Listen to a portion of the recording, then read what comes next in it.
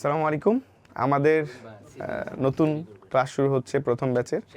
আমার ভাইরা ক্লাস করছে, তাদেরকে প্রথম হচ্ছে দেখালাম, পাশাপাশি এখন তারা এখানে বসে প্র্যাকটিস করতে পারে সেই ব্যবস্থা করে দিলাম, যাতে করে আপনারা যেটা শিখবেন সেটা যেন মনে থাকে।